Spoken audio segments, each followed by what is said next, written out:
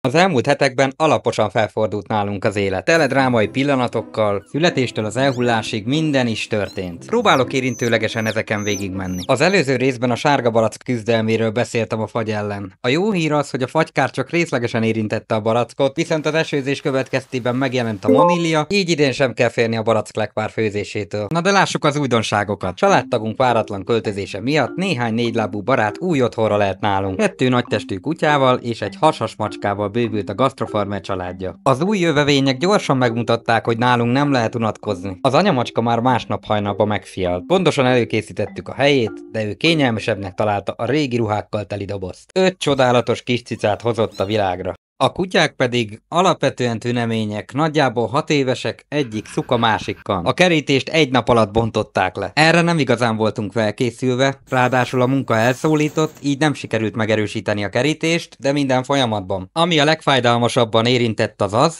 hogy Dundika elszabadult. Majd megtalálta a tyúkudvar leggyengébb pontját, és 3 szárnyasunk oda lett.